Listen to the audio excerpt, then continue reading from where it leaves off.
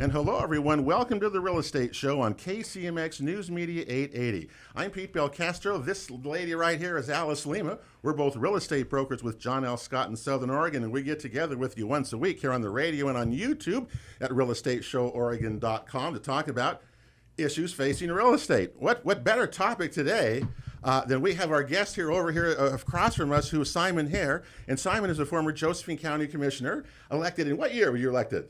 2011. 2000. I thought it was 2008. Is that okay? You've been around. So. Yeah, 2011. Oh yeah, I served 8 years. 8 years. Like a sentence.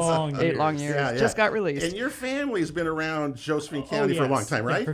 Since 58. Okay, so they've been around a while. Yeah, so you see, and you own rural property, right? We do. Yeah. We've got the family has 160 acres out in the Illinois Valley, and we've had it for quite a while. Okay. And this year we're looking to do 35 acres of CBD hemp and put that in. So you've taken the risk, rolled the dice, and decided to do this on your own property. Yeah, we've. I've been in the hemp business for a little while. I was part of an organization that formed rather recently after the hemp legislation allowed, probably about 4 or 5 years ago, a small company called Ord Hemp Co.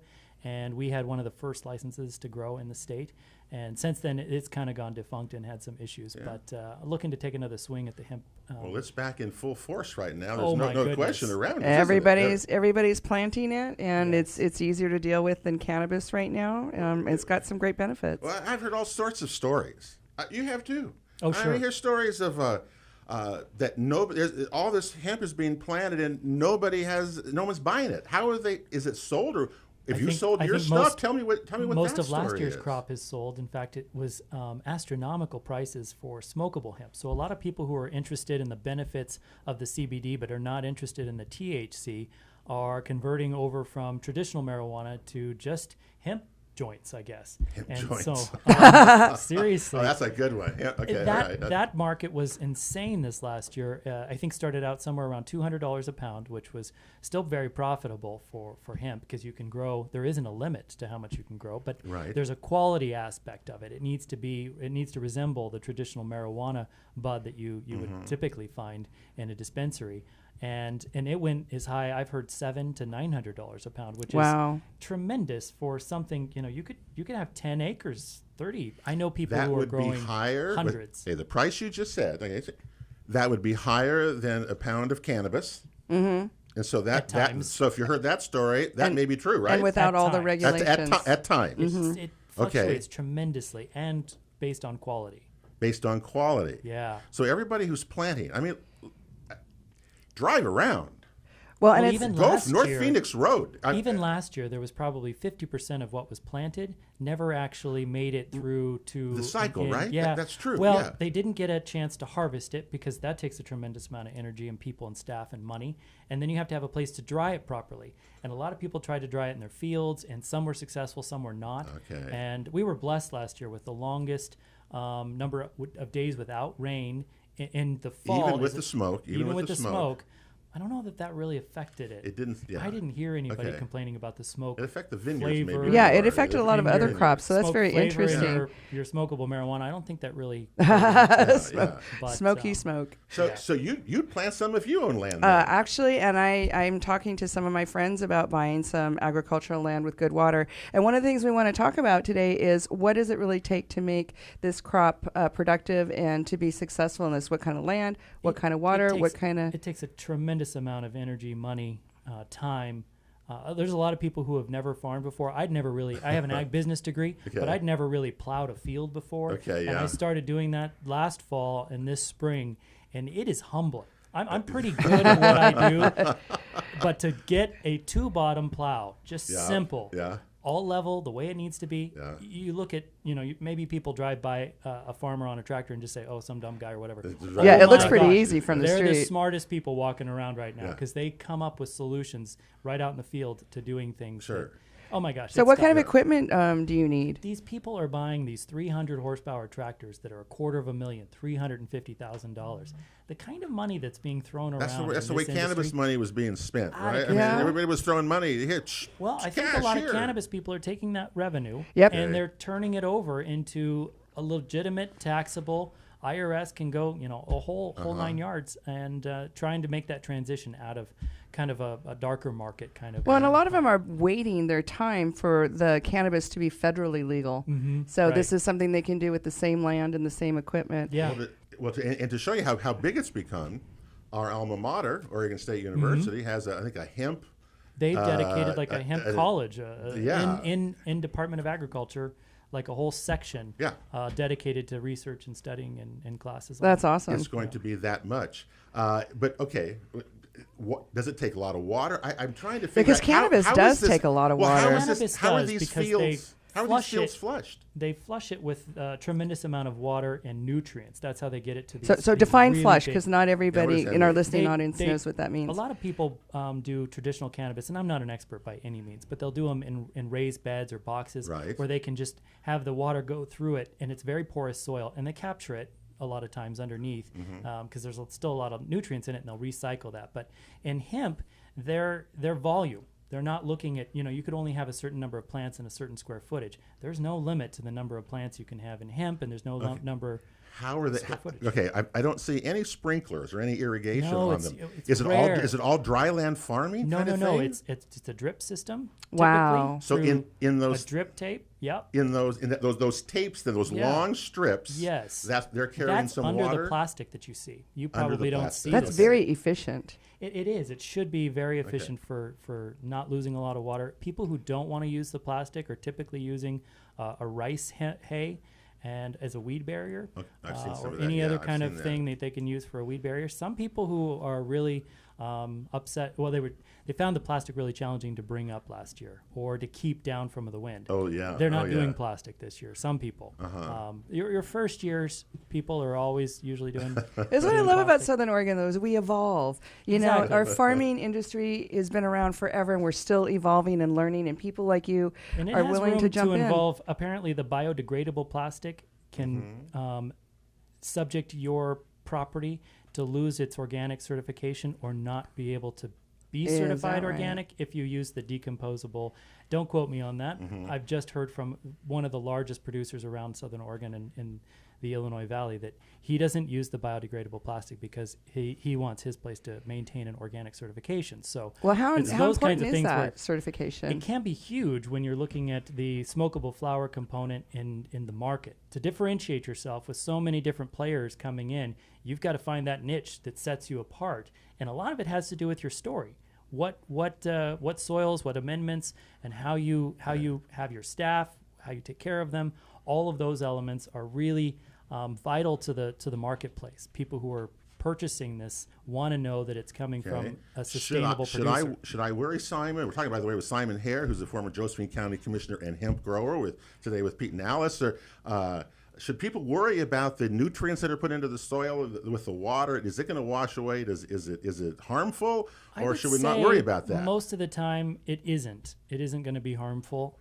With most producers, they're looking at strictly organic applications. I know that in my field, they applied a pellet that came out of Klamath Falls that is strictly organic, and there isn't any chemical applications. It might actually be a step for an improvement. A lot of hay producers, and I would say probably alfalfa and some other crops, they're not as strict, I would say, with what the outcome is going to be. They don't test it to the degree that a lot of the testing that's going to be required for either the biomass or the smokable flower, because people are going to be ingesting this as opposed to cattle. So there's going to be labeling and I would imagine ingredient. It's intense testing that goes on. But that's wonderful. But at this quantity valley-wide, that's a great question, Pete, to ask what kind of effect is it going to have on the water table and the soil long term? Soil erosion is going to be a big one, but I know that... It's going to be more, it's going to be more impactful than cannabis was. Yeah, the footprint. Because of the footprint is thousands of acres.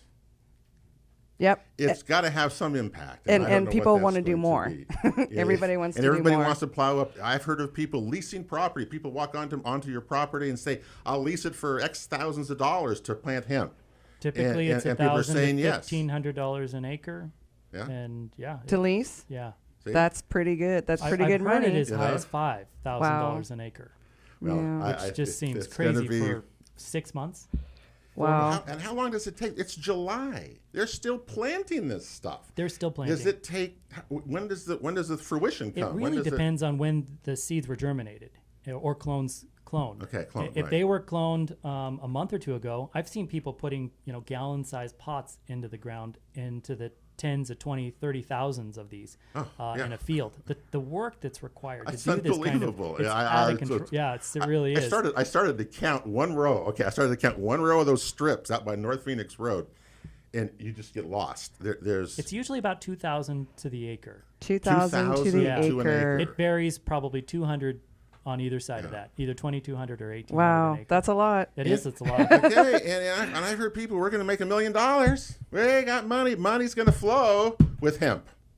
I believe it's probably going to be that way. Wow. Listen to that. I can't wait to hear who the big players are. That I think that we're going to look back in a decade and find commodities. It'll be challenging to find a commodity that doesn't have a CBD additive. From a drink, coffee, food, your meat being produced on a CBD additive, your dairy, your cheeses and your milks, all having CBD. Are all going to have that but you're talking about because the animals are going to be ingesting it, not that it's going to be added later, but the animals will have it as part of their chapsticks, your shampoos, your lotions. There's going to be hemp. We have a break coming up here. Okay. In the second half, the next part, I want to talk about. With all the hemp being grown here, are we going to use it and manufacture it here ourselves in our own county with create jobs, which will have an effect on our economy, instead of just being the grower, or are we going to ship it somewhere and let somebody else do it? Exactly. Right? Isn't that a big deal? That's the biggest deal, actually. And it's county government and state government that have the biggest effect over whether or not somebody decides to permit a facility being to process here, or they go somewhere else. There is already adversity being felt by the local planning and building and safety programs that don't understand the ramifications or how to permit this stuff, and they take a while to do it, and they can't. They have to move at the speed of business, not the speed of bureaucry, in order to facilitate. And we need those jobs. We need those jobs so desperately. We need places to dry, obviously, as you guys said earlier. Testing. Test it. Yep. But the thing is that it could be made into so many different products. Absolutely. To me, if you're going to accept, as a community, we're going to accept thousands of acres being plowed under for this stuff, that we ought to expect to maximize our effort here and use what we're creating and building here in our own products. And so that the locals can have some benefit. And because it's legal, they can have a not W-2 just the guy who's got to grow in the $1 million deal and my $1 million, but actually benefits everyone. Yeah. That sounds like a lot of money, but the real money is always in added processing. Absolutely. Not just growing trees and shipping them to someplace else. It's the processing of the timber, turning it into a high-value commodity and shipping it to somebody else. Yeah. We had that discussion, Simon, about sitting over here, no jobs in our mills, but we're sitting in Coos Bay exporting all our logs overseas. That's private timber because I know it's private timber. It's still the dumbest thing we've ever done around. Anyway. So let's not do it again. Let's not do it again. No, exactly. Yeah. We got a break coming up here. We're with Simon Hare today on the Real Estate Show talking about hemp and what it means for us here in Jackson County, Southern Oregon, Josephine County as well. Pete and Alice Lema, we're coming right back. The Real Estate Show continues after this. Welcome back to the Real Estate Show on KCMX News Media 880. Pete Belcastro and Alice Lema here with you in the house in the middle of July in a real estate market that I'm telling you, it's summer. It's hot, and it's a hot market. The latest SOMLS stats from both counties continue to show, we're in that March. A year ago, Alice was here, and we saw the market was changing. We talked a year ago in July. And I said, we're going from that seller's market, we're going to start switching. I said it was happening then, and it was. A year later, we're halfway there. A 3-month supply of inventory across both counties. That's. But I think we're bottoming out now because wasn't it was only like 2.6% increase value from this increase. year to last year. Yes. So that's a flattening, and that's a normal market. But Lordy, we haven't seen a normal market in. Well, we had how many years of crash, and then how many years of acceleration? So now here we go. Inventories are up 17% from a year ago. So remember, there's more choice for buyers out there right now because there's more inventory. So it's not that the market is slowing in some ways. there's just more choice for people to look at, and that's where we are. We're with Simon Hare. He's a former Josephine County Commissioner and a hemp grower. And I know you've been involved in a lot of other committees, O&C counties. When you're a commissioner, you got to do all of that. Yep, you make sure absolutely. you're talking to that microphone there. Definitely. Yeah, no, I was really involved. Youngest county commissioner Josephine County's ever had. So, and I had a lot of turnover while I was in office. I served with 8 different commissioners in 8 years was my average. 1 a year changed. It was just pretty doggone crazy. And so I did cover a lot of issues from planning, building and safety. Fascinating job. Public works, really, it's a jack of all trades and a master of few. I'd say few, because I think I took forestry, that policy issue to the nth degree. I was on the O&C board. I was chair of the Association of Oregon Counties Natural Resources Committee and served at the national level on their county committees. Well, as well. that's a lot of meetings. That's all I can say, Alice. And another great topic. It's another great topic the for private discussion. sector. They are. Well, today we're talking about hemp. And if you saw it earlier this week, the Medford Mail Tribune had an article about this. The number of acreages has ballooned to over 46,000. Here it is, right? Yep, got it right here. is. We got like 46,000 acres. A year ago, or a few years ago, there was, a lot less. Anyway, A lot less. Anyway. And the number of growers has mushroomed. It's like the cannabis rush, except bigger now. Yes. There's really no limit to the amount of acres. It's really arable soil, ground, and water. That's the limiting And you factor. have to what my concern is we're plowing up under fields. I mean, hundreds and hundreds of acres of fields are being plowed up under that have been good pasture grasslands. Let's face it, if you're on a hill and you're plowing this under growing hemp, when the rains come, a lot of that's going to wash away. And it's going to go down into the creeks and et cetera, et cetera. So that's what concerns me about why so much of it here. And the vineyards are some of the vineyards are starting to get involved. Absolutely. We were talking about this earlier. Some of the vineyards are starting to plow under. Like what? They're plowing under. They're plowing vineyards? under some parts of their. they're ripping out grapes. They're and ripping they're out grapes and putting in hemp. Yep. Yeah, and give it's up. You're kidding happening me. all No, over. no. It's not just up in Josephine County. It's down in Ashland and They're taking, a couple of other places. Okay, What a crime. okay, wait a second. I'm going to go ahead. We've plowed up our pear orchards for the vineyards. Now, you two are saying we're taking vineyards, we're plowing some of those up and putting hemp in. Yeah. well, and in there, cannabis was in there for a split second. Yeah. Those could co-locate. Very tiny. Cannabis was such a small footprint. It was tiny, Alice. Yeah, tiny. really. It was like a little bleep. We never drove around North Phoenix Road, for example, and saw like hundreds of acres of cannabis grows, but we're seeing hundreds of acres of hemp grows. So let's talk about the erosion, though. Let's I talk think about that's some of the downside. That's a very important issue, and so I hope that this industry is focused on sustainable agriculture. Okay, yes. And from a standpoint, they need to be investing in cover crops over the winter, Right. and those should be planted in the fall. And so those should get up. They should sprout after harvest. And I know a lot of people who are doing this. Okay, The good. most That's good to responsible hear. ones Good, okay. are looking into cover crops. And because you don't plant hemp, you plant it so late. It's not like an early spring crop. It's a later spring to summer style crop, and because it all has to come to fruition at the same time. It's the season that drives this hemp to produce its flower and that sort of thing. It's not like hay where you got to get it in and you can have multiple cuttings throughout the season. You can do multiple harvests on your flower element of the hemp stock, but it's not the same thing. Okay. Do you know of anybody in the two counties that are actually in the business of extracting CBD oils or working or doing that kind of processing that we're talking about? I know a number of them. There are. Are they young entrepreneurs doing this, or tell me who they are? Yeah, it's definitely people who are in similar industries, who are transitioning, who have been in the marijuana industry and wanting to go into hemp that seems just a little bit more, what's the opposite of black market, I guess? Just a little bit more transparent and that sort of thing. It takes a lot of money, so there's got to be people who have deep pockets to come and invest in one of these processing facilities. They can cost millions of dollars. What's kind of interesting and I think beneficial for the real estate market is the fact that for a long time, we've had industrial or commercial pieces of property that were focused on timber or other historic agricultural commodities like pears that have sat fallow or been empty. Yeah. And now they're being resurrected. The bones are good, but the skin is needing to be replaced. And they're employing people out the wazoo who can take and resurrect an old building, transition it into a hemp processing, because that's where the jobs, that's where the and job the money is. really Is Southern is. Oregon Regional Economic Development Association involved in any of the hemp recruitments or any of these businesses? Are they doing anything with that? Are the counties doing anything with that? Or are we just sitting here on our butts? Is it just kind of happening by itself? I would have to say that my experience is we're sitting here if we're not being doing adversarial to it. I've heard of people who had legal cannabis permitted businesses who could not make the transition into the hemp processing because of some bureaucratic misunderstanding about the similarities or differences. And it seems asinine that you could interpret a code to allow something that's still federally prohibited, and you wouldn't allow something that is federally legal. And basically, it's the same process. So is that at a state level? No, it's at a local county. At a local? I had to get involved in a solution for Really? this. It took over a month, I think 6 weeks, for a simple interpretation of a code and an order I wrote. No, you're kidding. I voted on it. I knew how it needed to be interpreted. I didn't need to call anybody else, and it took over a month. See, and we really need to avoid those kind of delays because, first of all, landowner this lost season, a tenant.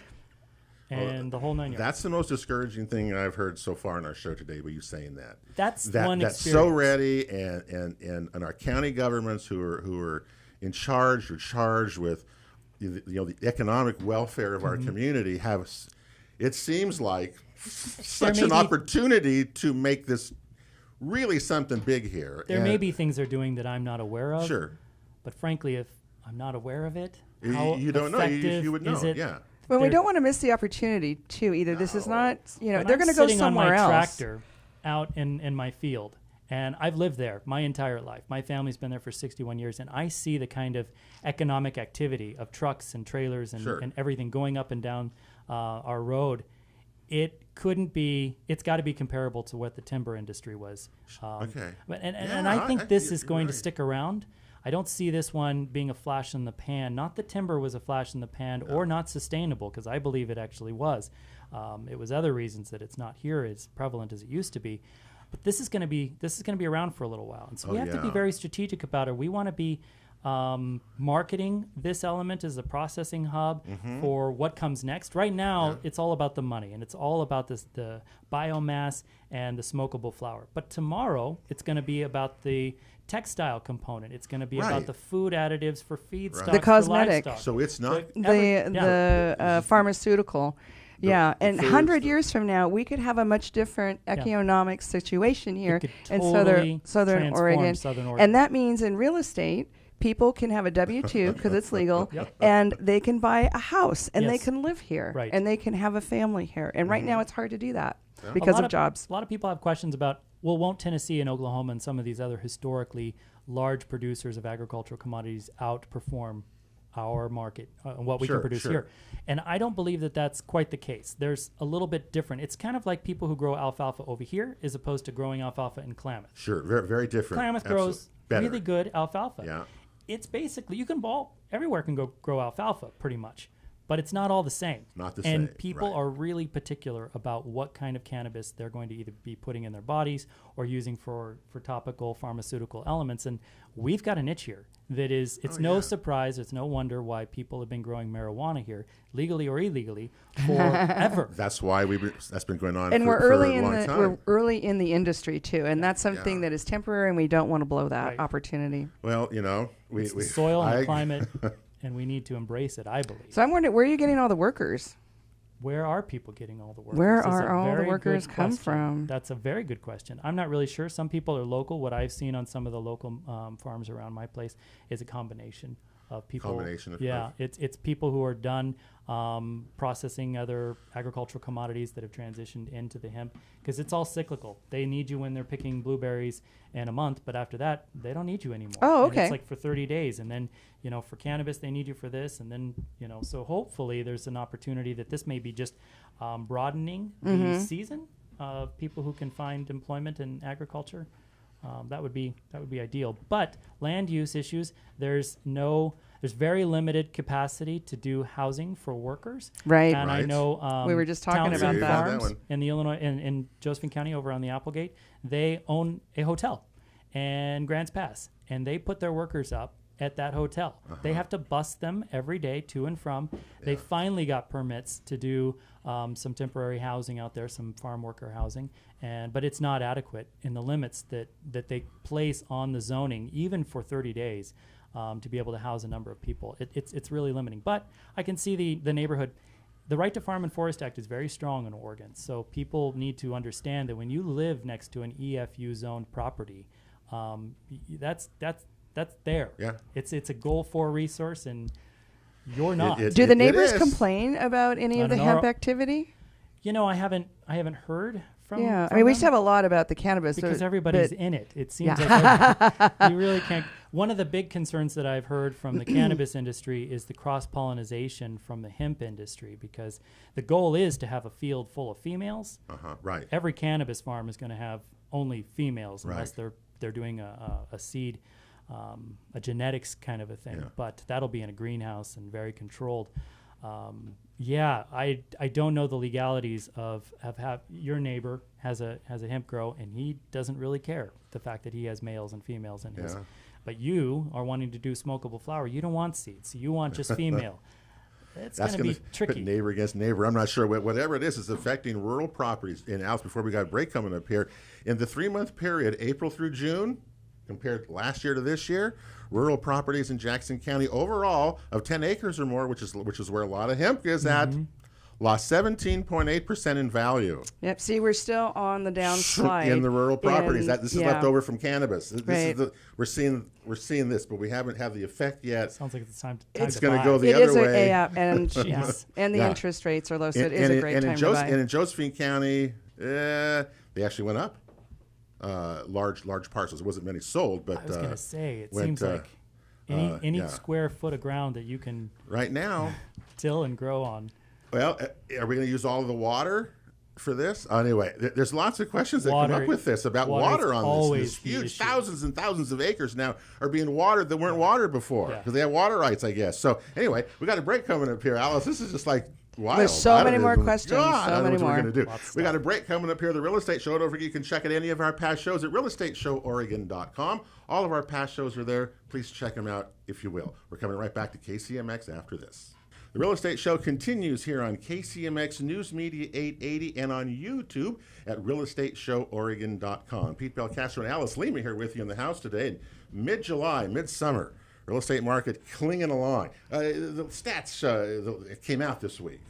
3-month, those stats, June stats. Yeah, and we're still in a transition market, so we're seeing parts of Grants Pass and Josephine County are really going up in their pending sale number, and Jackson County going down a little bit, but that's what stabilizing looks like. It's a little up and down. And the luxury market, we're talking about the luxury market, how that's kind of the precursor of the trickle-down effect. The 30-month supply now. 30 months. That's if every house sold. $1 million or more. It would take 30 months. That's almost 3 years, folks. So again, it starts up here and trickles down. And if you're down here though in the $250,000 range and $230,000, you're still getting multiple offers. In some cases, some cases, if the house smells good, if the property looks good, it's got to be looking priced good. Right. Yeah. If you want the price for it, it's got to be move-in ready. All those things that we talk about is actually true, and we've had some interesting. But it's a great time to buy a rural property because the interest rates are low, and we've got more choices. Whether it's farmland or you just want a little elbow room, it's really a nice time, and it's a surprise to have the interest rates low again. So anybody who missed out last time, go jump now. Well, we're talking with Simon Hare, fellow over here across from us, and Simon's a former Josephine County commissioner. Served 8 years. At the courthouse. Already retired. At the court, you're already retired. You're not even like 30, probably, whatever. I just turned 40. Okay, well, I just turned 41. I will. Well, anyway, and also it's a hemp grower, and so we're talking today about all the hemp you're seeing around. By the way, it was really funny. There was a couple of weeks ago when we were doing our show. It was a big storm here, and when we left, we saw all these the plastic in the hemp across here from KCMS blowing up into the sky. It was just like this. And I go, oh my goodness! So discouraging for a field full of work. Oh, and the work you do to plant those in the amount. And again, we're talking about thousands of acres here in our own counties being plowed under to grow hemp. Alice, likes that. Well, I like jobs. I like that we're using our land in its highest and best use. You know, we're a great agricultural center, and we need the jobs, and it's good for people to be out there working and contributing, especially when we get the CBD oil, the CBD byproduct from hemp. That is a health benefit, and it's getting the attention worldwide. Some really, really big companies, the people that own Walgreens, Rite Aid, they're putting that into their business plan. It's going to be everywhere. And we want that to be manufactured here, made here, right? That's the thing, here. right? Yeah. Tested here and done, right? And dried here. And that's the issue. I mean, that's kind of the next thing. Yeah, and it is. There was one component of the market that we haven't talked about, which is huge, is your pets. It's what we use it for at the ranch. Is our dog is 11 years old, and she walks around kind of like an old lady. If she doesn't get a little droplet of her CBD in her food every day. Is that and right? So when she goes to the dog sitters, they don't do that for her. So she comes back, after a couple of days. And you can tell the difference. And she walks around like an old lady. But she's got the spryness of a puppy. When she's got this CBD, she's got a little bit of dysplasia and some other things. That is so prevalent in people's dogs nowadays, and they want them to have a really good lifestyle and that sort of thing. And money is no object. It's almost like a miracle drug. I remember when I don't know what you did in Josephine County with the Jackson County Commissioners. I remember when Joe Brett, our friend who's been on our show for so long, when the county had hearings here in Medford, the hearing room was packed. Right. Day after day, hearing after hearing. We have never seen in our 30-some years that we've been here, never have they had so many people speak so passionately about one subject as they did about medical marijuana. Yeah. It changed people's minds. Right. My dad, before he passed away of pancreatic cancer, had taken that. It was the best pain relief, and it didn't have the negative side effects associated with some of the pharmaceutical drugs. Yeah. He had a better way out. Yeah, it's almost too good to be true. One of those things. It seems like as we sit here and talk about its potential. It doesn't work for everyone. Yeah. I'd say that it hasn't had the research that is probably necessary to have get it refined to know exactly what it's doing and why and why it doesn't work for some people. What are those things? There's my mother. She suffers from not being able to sleep very well, and for 9 out of 10 people, it works great to help you to sleep. But for her, it wires her, so she doesn't take it very often. Well, I know that there's. I've told Alice this story. There's a company in Klamath Falls that used to do separation of the algae out of Upper Klamath Lake, and these guys have patents over there right now. And the city just granted them a permit, as you were talking about, because they were threatening to move. Yeah. And they have created the ability to take CBD and extract the oils from it naturally without using chemicals. Wow, that's fantastic. Isn't that amazing? Yeah, it is. That's what we're talking about. That's potential jobs and potential so much. Right. But what was discouraging of what you said is that they don't seem, our leaders, political peoples, the people in charge of this don't seem to be taking advantage of it. How do we help our local leadership get more on board with this? What can we do? It's a really good question, and very hard for your average citizen to go try to guide government through the legal process of what to do. That's why I was called, and I placed a call to our planning director and community development director, and I walked him through what I expected to see from somebody who's been in that world for 8 years, knows it very well. In fact, I wrote the order that we were discussing and was able to clarify what I felt was necessary under the current code. But most people have never read their county planning code. No. I helped write it, most of it. You must have been really bored, Simon, when you wrote that thing, huh? No, I just knew that how important it is for us to transition into that economy that needs to define itself in some way. We really don't have a definition. We're living after the post-apocalypse of forest and timber management. Yes, we are. Going down the tube, and we really haven't defined ourselves. Are we going to be a retirement community that's just focused on facilitating older people in a retirement area and recreation? Those are not employment bases that are probably very stable. They're not foundational elements. They're nice things to have on the fringes. Yeah. And so we need a base. And I think agriculture, going back to that, is a key component. And that's a good point, because as much as we love and adore our retirees here, and they come from all over, and we really want them to be welcome and feel welcome and be comfortable, but they're not a base. We really need a economic foundation, and the fact that something like hemp and CBD can have such positive medical effects worldwide, that really feels wonderful. It would be great for Southern Oregon to be one of the early adopters of this industry all the way across from growing to shipping. We're almost out of time. Again, so this question, Simon, is the products that we're seeing growing right now across our valley, is most of that, or is it sold? I mean, do you think it is sold, or do people have contracts with it, or is it just going to be open market, whatever the market bears at the time of harvest? I'd say it's 30-30-30. 30% of them probably have a contract already established. I know that Exactus is a major company. And who would they be with, contracts with whom? Exactus is one of the companies that I'm familiar with. Okay. It's a publicly traded commodity, traded firm on the New York Stock Exchange. You can find it. But then there's going to be 30% that don't have a clue on where they're selling it. It's going to be the market. Okay. There's got to be another 30%, and I'm not really sure what that is. But they're probably in partnership or vertically integrating into their own processing facility where they're going to render it down to a specific commodity, like an oil, or they're going to just grow it for flour, and then they're going to sell that to somebody. So many different There really possibilities. The applications are Goodness, endless. Geez, I'd be remiss if I didn't mention something like hempcrete. There's the potential to render this down into usable plastics. I know that Henry Ford made a hemp car. The number of uses are just astronomical, and so. Now, didn't they used to use the fibers though for clothes and ropes and things like that? Associates it with rope and stuff. Sorry, no, it's probably the least useful. I mean, I'm sure it's useful, but it's not exactly how we would grow it over here. They're going to grow it for rope over in Klamath, where it's tall and stringy and really dense. It's a different. Yeah, it's just a different style. It's like having a different breed of cattle. You know, you wouldn't grow a Holstein for a beef cow. You'd grow that for milk. Well, look, we're out of time. Oh my goodness. We got to go. Do it again. Well, I hope I've certainly learned a lot today. This was I've learned a lot. I hope our viewers have too, because I don't think it's going to. After listening to you now, I don't think it's going away. I can't imagine how it's going. I don't think it's here to stay. The genie's out of the bottle. It couldn't be for legislation. No. I don't think they're going to find some reason that it's negative.